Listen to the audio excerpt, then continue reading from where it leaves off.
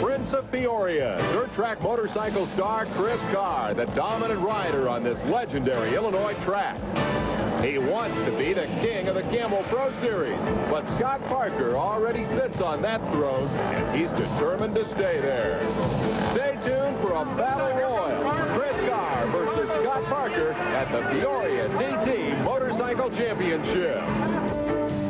A huge crowd has gathered for dirt track motorcycle action. Harley-Davidson presents it on ESPN. It's the Abe Spain at the Peoria Motorcycle Club grounds, where the first national championship race was run in 1947. A lot of things are still the same as they were here in those post-war years. The Peoria Motorcycle Club promotes the event. Back then, lots of these big races were club promoted. Today, this is the only one that still is. Just as they have for 43 previous runnings of this race, the huge crowd gather on the hillsides all around the racetrack to look down on the action below. And behind us in the pit area, the riders who battle for national championship points here at the most historic track in American dirt track racing. Now, the man who will analyze the action and tell us which of those riders to watch for is Bill Werner, our ESPN motorcycle analyst, and the man who builds the motorcycle for Scott Parker, national champion, and a man I think is under some pressure here today. Consider that Chris Carr has won 4 of the last 5 races on this racetrack. Parker's never beat him at Peoria, and Chris is leading the point standings. It sounds like a must-win race for Parker to me. Not necessarily. For Scott to do well, he has to finish in the top 3. To increase his points lead in the series, but psychologically as well. If one of the contenders to the crown beats him here today, I think it would have a devastating effect psychologically. Of course, you got to consider. Ronnie Jones has a first and a second in the last 2 races. He has that elusive commodity, momentum. For him to be considered a serious contender, a victory today would be very, very important. Chris, they're calling you the Prince of Peoria. Now, that's a heavy-duty rep to live up to. Well, I don't know who came up with that nickname, but I kind of like it. Who's under the gun here, the most pressure? Is it yourself, Ronnie Jones, Scott Parker? Well, I think the pressure has to be on Scott Parker and Ronnie Jones. They're behind the points, and we're at a racetrack where they haven't beat me before, so I'm coming out here and going to go out to do the best I can and make them chase me. By 10 over Parker as they come into this event, and Ronnie Jones, number 1, Larry Pegram, will start from the inside pole. There's number 9, Jay Springsteen, the veteran and winner of 40 national championship races. We'll see number 1, Scott Parker, in action. This is the first of 3 qualifying heat races. They're underway, and down into turn number 1, Rex Fisher. Oh, we've got trouble, man, down. Oh, big collision. 1, 2, 3, 4, 5 riders down in turn 1. Peoria is off to a rough and tumble start. Craig Estelle is involved here. We see the 72 of Pegram right here in the foreground. He is definitely on the ground. Everybody wants that inside line. It looks like Pegram gets caught between the tires in the back of Scott Parker. Yep, he's down. He's sliding. His bike goes out to the outside. It's in the way of all oncoming traffic. The pileup starts. Wow, one after another. There's nowhere to go. Those involved, Craig Estelle, Dave. Everybody just came to the same point. Everybody hit. I went down and some guys ran over me. AMA Campbell Pro Telecast is available at your Harley-Davidson dealer. 43rd running of this race. Get off to a rough and tumble start. Heat race number 1, first lap with a big crash involving Larry Pegram. He's going to try to restart this race with no foot peg on the right side of the motorcycle. That is where 72 Pegram got in trouble. Watch Pegram in 3rd place in the red vest get pinched down between the tires and Scott Parker. He's down. His bike goes to the outside. He's on the ground. Everybody starts hitting his motorcycle. He avoids most direct contact, though. He's hit just with glancing blows. He was very lucky because that whole avalanche of motorcycles and bodies could have landed right on top of him. Underway once again, and a great start for number 32, Mike Hale, as he beats the national champion, Scott Parker, into turn 1. Look at the lead he grabs early. All right, let's follow him around the racetrack. First time over, the big backstretch jump at Peoria. That's one of the highlights of this place. Then whoa, and Hale is off the motorcycle. The leader has crashed in that right-hand turn after the big jump. Mike Hale, last year's Rookie of the Year, over the fence. He's moving around. Looks like he's pretty well shaken up, but that was a pretty hard hit. The track personnel are coming to attend him, but right now Mike is taking an assessment of himself. He's probably spitting some dirt out. He's looking around. He's going to try to find his motorcycle. And come into the right-hander. He's down the jump, and he flicks it into the right-hander, and at the base, he loses the front end, and he's down. Ironically, this is the only circuit that you have a right-hander in a jump. Most of the circuits that they race on are all left-hand turns. Well, for Hale, it's a problem. Make the restart here. The question, can he repeat the hole shot that he got the first time out? There's the green. They're underway. Snake Pit, heat race number 1, led to turn 1. Look who's out front. It's Pegram, followed by Hale. The 2 crash victims lead it as we try to finally get this first heat underway. Here they go, up and over the jump. Ironically, it was from opposite sides of the track. Hale on the outside, Pegram from the inside. They got to the corner 1-2. Very unusual. And the 2 guys who have already been on the dirt now lead the parade as Scott Parker charges up into 3rd spot. Will Davis rides 4th down the front straightaway. Interesting matchup here. These 2 guys were both rookies last year and were expected to battle each other for the Rookie of the Year honors. And now as Hale gets real sideways chasing Pegram, the punchline of that story is that Pegram had a terrible crash at Sacramento, California last spring. Knocked him out for most of the season. Now they're back and at war, and Hale is all over him, but Parker's closing in. Parker has to stay cool. He knows both the competitors in front of him that probably don't have as much experience on this track as he does. He has to be careful in his attempted pass. He has moved into position to make it a 3-man battle, and that trio begin to pull away from the rest of the field. The top 3 from this heat race will get a direct transfer to the main event. Winning the heat. Oh, there goes Parker. Inside move, and he's got Hale for 2nd spot. It was a nice move to the inside. He just creeped by on the inside of 3 and 4. 3 and 4 normally is a problem turn for Scott, and he made a great move there. He's halfway through. The cross flags indicating that this race is halfway to its fruition as the leader, Larry Pegram, runs out front and now has the national champion, Scott Parker, to contend with. Parker, in fact, a 3-time national champion, trying to tie the all-time record with a 4th consecutive crown. Pegram coming back from that big crash last year at Sacramento. The blue flag tells back markers the leaders are coming through. Parker dives down to the inside. Nothing there. Pegram holds his line and holds the national champion at bay. With the laps winding down, the pole position for the main event could be on the line here. Winner of the pass heat gets that. There goes Parker. Oh, a daring pass. Going over the jump pass is very difficult because the landing strip's only about 3 feet wide. It seems like Pegram was a little hesitant going over the jump. Scotty noticed it and made his pass there. Pegram, of course, is riding with the questionable repairs on his motorcycle. They really had to hurry as they go into the white flag lap. He may not have full confidence that his motorcycle is going to hold together over the jump. Whatever the case, Parker saw the opening, grabbed the spot, and now if he can win the fastest heat, he, Scott Parker, can indeed own the pole for the national. 2nd could still be a battle as Mike Hale makes a run at Larry Pegram, but Scott Parker wants to beat Chris Carr today at Peoria. Is going to take the checkered flag first in heat race number 1. Popular win for the fans here. They love Scott Parker. He claims the victory over Larry Pegram and Mike Hale. Kids gave you fits in the early going. Oh, yeah, they were going strong. I never thought they was going to get the race underway. I kept going, and then they'd have that red flag, and then them guys really got rolling. Like they say, they were going real quick and took a daring pass, trying to pass Larry over the jump. He was struggling a little bit, hitting it pretty slow. I said I can get him on the outside, but this is nuts, and I went ahead and did it and pulled off, helped me pull off that win. Is a move like that possibly the key to winning the national here? That's the big key of winning this Camel National, this Camel Pro Series National. Peoria Motorcycle Club Auxiliary serving up the concession stand goodies. We'll be right. The beat starts from the inside pole in heat race number 2. He was the 2nd fastest qualifier of the day.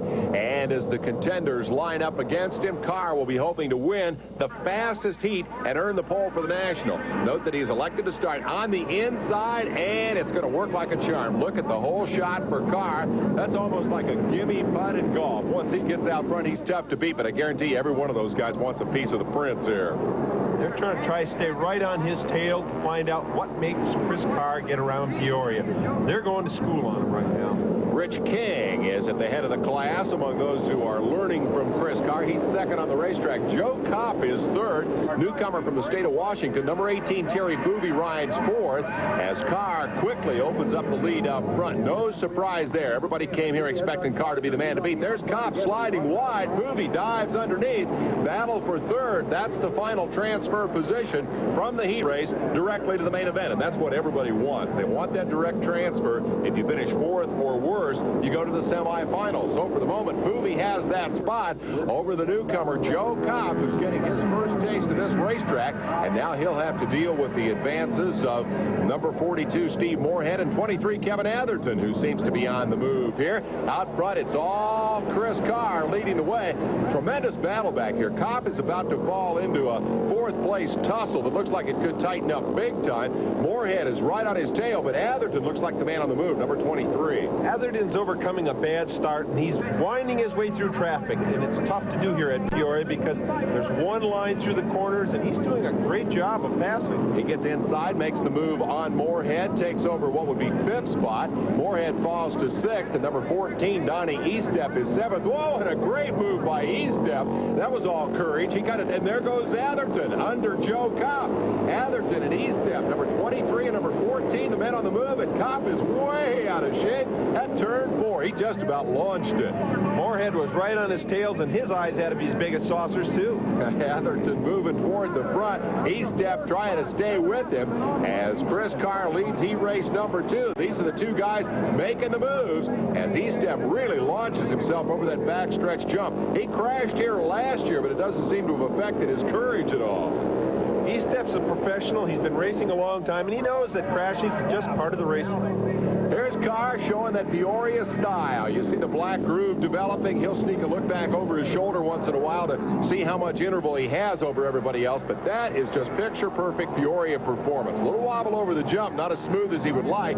Second is King. Here's Atherton, and he may make a move on Poovy, and if he does, that's third spot, and that's that final transfer. He's going to do everything he can to pass Poovy at the last lap. He wants to get a transfer position because he won't have to run the semi then. Here is his indication the time is running out. That white flag means one lap to go. Poovy will try to hold off the kid, and Atherton slipped a little out of two. Just lit it up right there, and it's going to be tough to reel him in now. He's going to make a run over the jump. That was desperation. Oh, and look at this. Estep has crashed. Estep was trying to stay with Atherton, and he has crashed just as Chris Carr takes the checkered flag.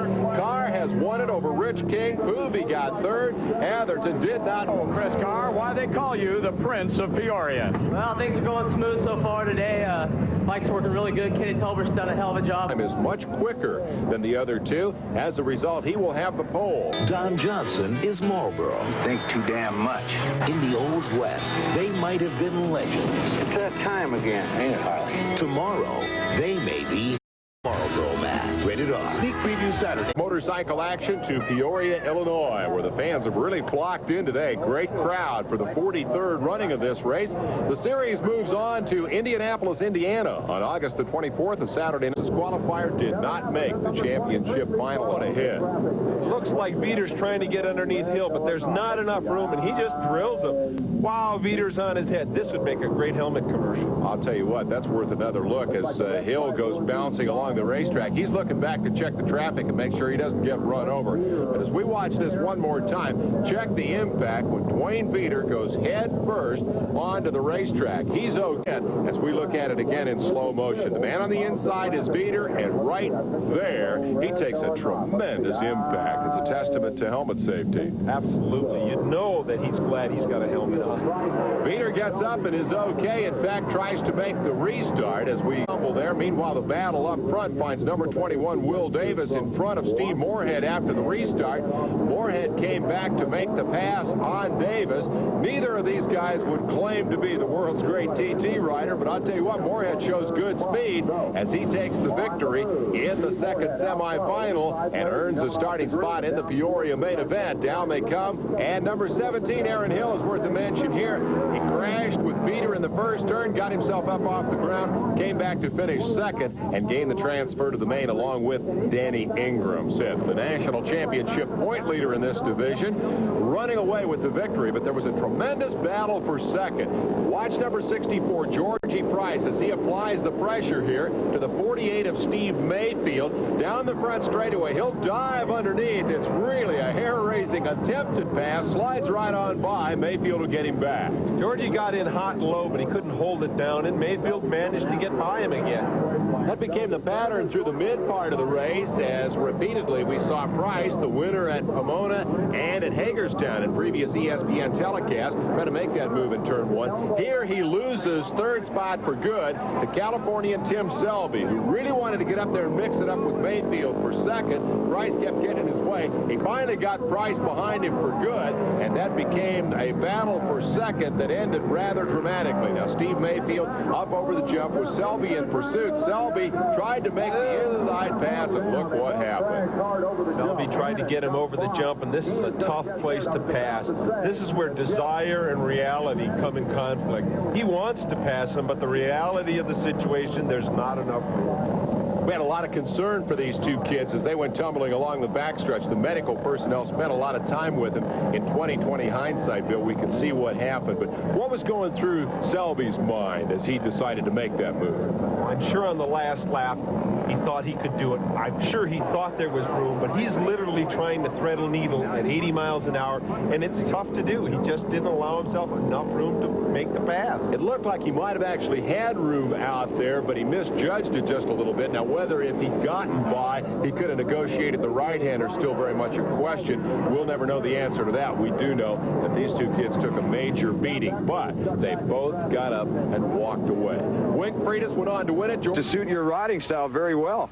Yeah, that's kind of what I grew up riding on and everything. Then now out in California, we only have one or two, so I enjoy the TTs.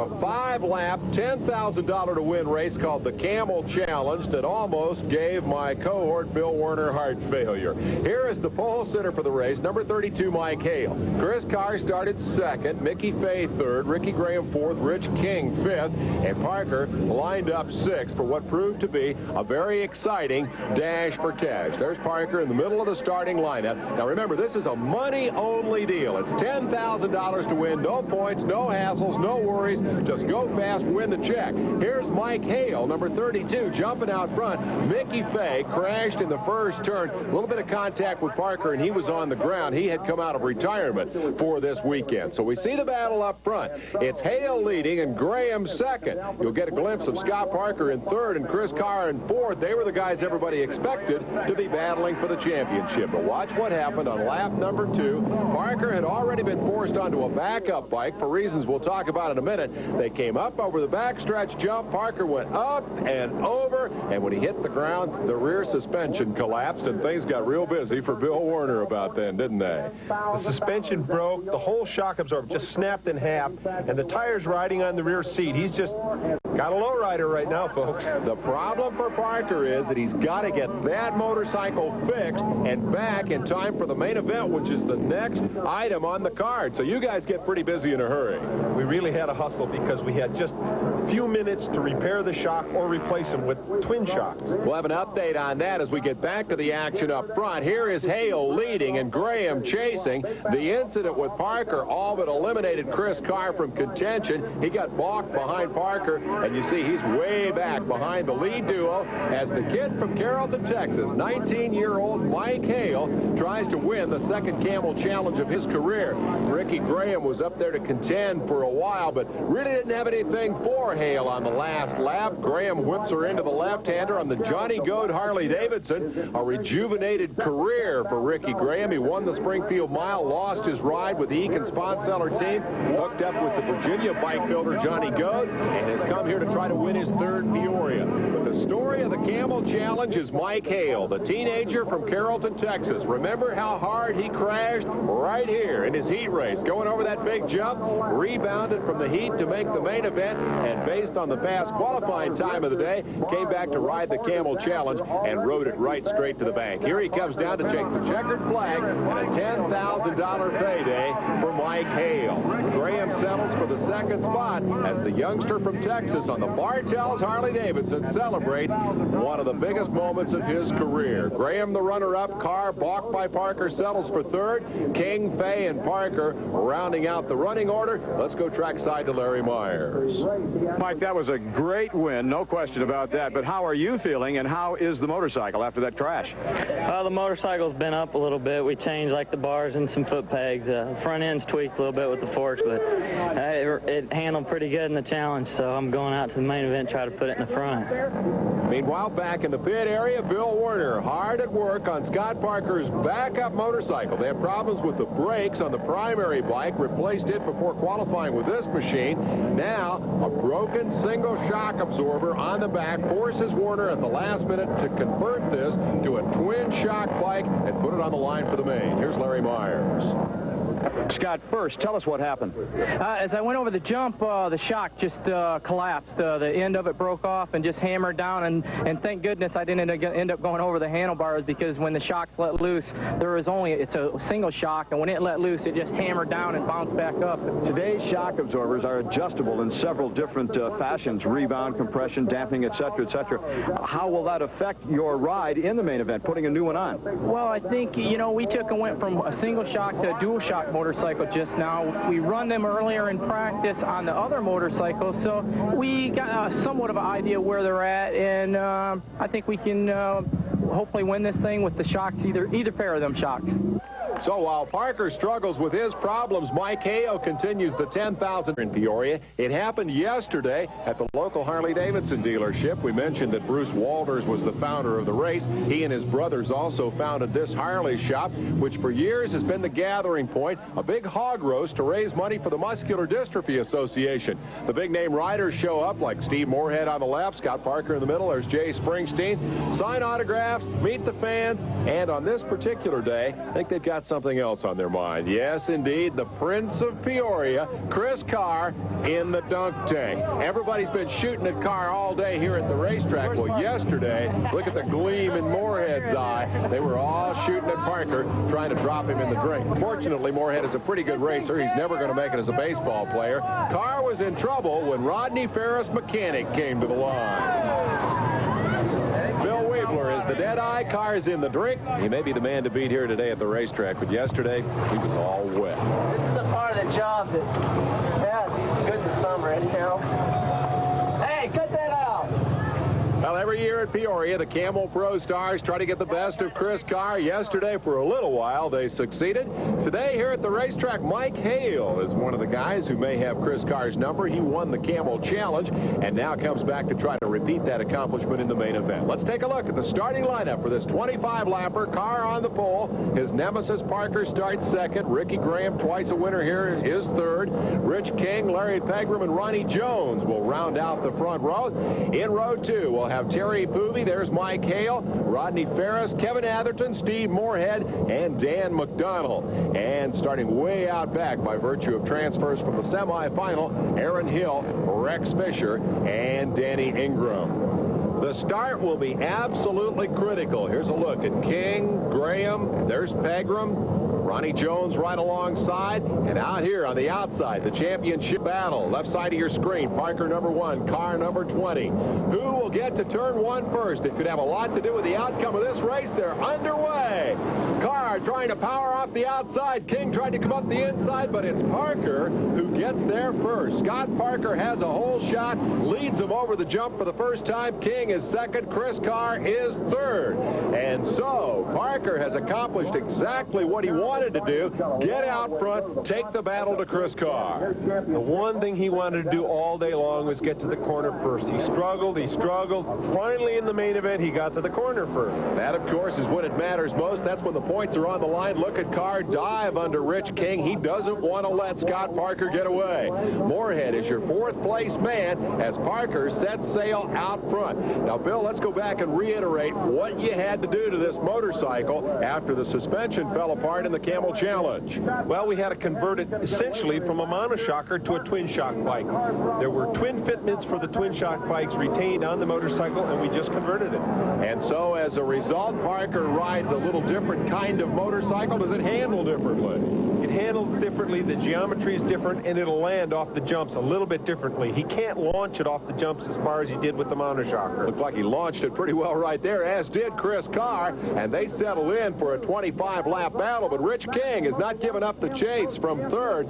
This would be a great ride for the Waterloo, Iowa privateer on the Ames Harley-Davidson if he can hang on and finish up on the box today. Carr had an ocean on the inside. Parker kept that motorcycle real wide going into the corner.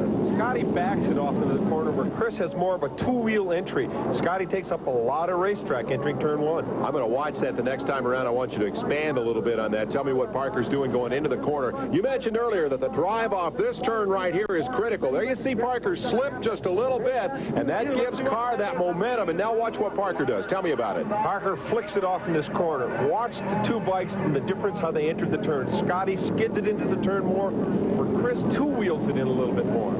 These are the two men who have dominated Camel Pro dirt track racing the last 2 seasons. They are locked in a battle once again for the championship, and for the moment, Parker has the better of it. He's never beaten Chris Carr here. See if Carr goes inside or outside this time, and I wonder which is better, that sideways or straight-in approach in terms of getting the bike stopped. Both are efficient as far as stopping the motorcycle, but Scotty takes up more area on the racetrack by flicking it in sideways. Parker's task is clear, cover the groove, and keep Carr behind him. Chris Carr knows he wants nothing more than to get around Scott Parker and win his 5th career race at Peoria. We'll be back to see how it turns out.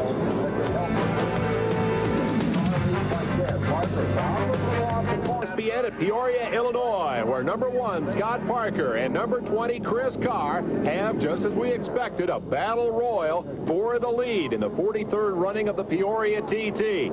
In the championship standings, Carr is the leader. On the racetrack, he is the second-place man. Parker has held him at bay since getting a great start and leading it into turn 1. And now the two championship rivals begin to pull away a little bit from the third-place man, number 3, Ricky Graham. Parker blocks the groove. Carr tries to get by. Graham is 3rd. Rich King 4th. Steve Moorhead rides in 5th spot. Terry Poovey is 6th. And it's worth noting that Ronnie Jones and Larry Pegram, both starting from the front row, got terrible starts and are way back in the traffic, about 10th or 12th. Here's Carr once again putting the pressure on Scott Parker. Bill Werner, our analyst, built the motorcycle that leads the race, and it looks like, to me, Carr is really coming after him. Carr's putting a lot of pressure on Scotty. He's going to try him high. He's going to try him low. He's trying to figure out where is the best place to pass Scott Parker right now. You mentioned earlier that you thought the key to this racetrack was turn 4. Is your motorcycle coming off turn 4 the way you'd like? I'm not happy with the way it's handling at turn 4. We should use a different setup. We were forced into using this setup at this race today because of the failure on the other bike. So you're right, Dave. I'm not happy with the setup. We see Parker sliding around a lot, coming out of 4, but Carr doesn't seem to be able to get up quite enough momentum to make the pass work at the end of the straightaway. What does he need to do differently to make the pass work? He's waiting for that one mistake by Scott Parker. If he can just get off the corner slightly better off of turn 4, carry the momentum down the straightaway, he'll earn the entry to turn 1. When Carr goes to the outside like that, that doesn't look like a serious passing attempt to me. It looks like a feint. It's very serious. What he's trying to do is a high-low maneuver. Come in the outside, end up on the inside, then get the inside line up the jump. So he's trying to set up the pass coming out of 2 instead of going into 1. Exactly. As they go over the jump, doesn't appear to be any clear-cut superiority one way or another there. They appear pretty equally matched. If there's any place on this racetrack where Carr is faster thus far, it's been at the end of the front straightaway. That's Chris Carr chases Scott Parker, as he has done from the first lap of this race. Parker got the whole shot. His healthy advantage continues to bobble lap after lap coming out of 4, and this time Carr goes down to the inside. He's got room. He makes the pass. Carr did what he's tried all afternoon to manage. There was just a slight opening, and Carr took advantage of it. Boy, he was really there to pounce like a cat on a mouse when Parker left that door open just a little bit. Question now is whether Parker can retaliate, Bill. This is the turn he's having trouble with. He has to get off this corner smooth for him to get... No, right there. He's a little sideways. It kills the dive down the front straightaway. That's exactly where Carr was doing so well and where Parker had been struggling earlier. We'll see how it unfolds here as Carr has already opened up a couple of bike lengths of separation. Parker hanging on, tenacious, determined. He wants to win this race and get the 4-point bonus that goes with that in the championship standings. But he is struggling as Carr is smooth as rails off turn 4 and looking back over his shoulder. Let's go back and take a look at the pass. Right now, Carr's coming up on the inside, and there's just a slight opening. It's enough for him to slide his bike under Scott. It's all he needs to get that inside line. He had the momentum coming up the straightaway. He was able to get far enough alongside Parker that Scotty couldn't retaliate, and now you see how much the interval has opened up. Meanwhile, into third spot, Kevin Atherton battle for fourth finds Ricky Graham going under Rich King, moves King off the groove, and that'll drop King back to fifth spot. Atherton has been impressive in coming through traffic all day. He's worked his way into third ahead of Ricky Graham, and it's worth noting that Ronnie Jones and Larry Pegram, who both got bad starts, are stuck way back in traffic. They've done very well in our last two ESPN telecasts. Chris Carr, who has struggled in the TV races this year, certainly not struggling today as he tries to become the American Motorcycle Institute rider of the race, and I think everybody in the place would have predicted that at Peoria. This is no surprise, Bill, but for you, I guess it must be a little bit of a frustration. Well, Scott knew what he had to do today. Realistically, he has to finish in the top three. He would have loved to win this race after a great start, but the season's not lost with him getting second place. Carr will stretch his advantage as he moves through the final lap. It pays 20 points to win one of these things, 16 per second. So as Carr waves to his minions here at Peoria, he will extend his lead in the championship battle. He first came here as a rookie in 1985, finished third, won the race the next year, and now is about to make history as the first man ever to win 4 consecutive Peoria TT Nationals. No one has ever done it. Chris Carr has done it here this afternoon. Bill Werner, it's always fun to see history made, although in your case, I guess you'd prefer it not be made at the expense of your rider. Well, Chris Carr has proved why he's the champion of Peoria. He's just dominant here. He's got the track wired. He's the best guy today. This is the one place where Chris Carr has not had to live in the shadow of Scott Parker. When Chris joined the factory team, he was the junior member behind Scotty. When Scotty won the national championship, Carr was looking up at him the last 2 years. Chris has chased Parker in the championship standings, and so for him, today is a very big day. This is his racetrack. This is the place where he gets to beat the champ, and he's done it again here today. The official results show Chris Carr the winner. Scott Parker comes home second. Third belongs to Kevin Atherton with a great ride coming through the traffic. Ricky Graham was fourth. Rich King finished fifth. Good solid run for the Waterloo, Iowa privateer. On down through the rest of the top 15, Mike Hale was sixth after a bad start. Ronnie Jones worked from the back to finish seventh. Moorhead was eighth. Hill ninth. Larry Pegram, a bad start victim, settles for 10th. Rodney Ferris, Terry Poovey, Dan McDonald, Danny Ingram, and Rex Fisher round out the top 15 in this 43rd running of Peoria. Kenny Tolbert, the man who built the winning motorcycle, carries the checkered flag. It is the 5th of Chris Carr's career here in national championship races. He also dominates the spring race that runs on this racetrack that does not pay Camel Pro points. This is the 19th consecutive AMA TT main event that Chris Carr has won. It's just an unbelievable record. Let's go back and take a look at how it happened. Chris got a great launch off of turn 4, which allowed him the momentum to take control of turn 1. And that leaves Larry Myers, the one question on everybody's mind. Scott, I don't know what you're going to have to do to beat this guy. He goes real fast here, and I thought a year for, after running second for 3 years behind him, or 2 years, whatever it was, I thought that was enough. I thought, man, all I got to do is get off the line, and therefore I got off the line, and he still went by. It just shows you how fast he goes at Peoria.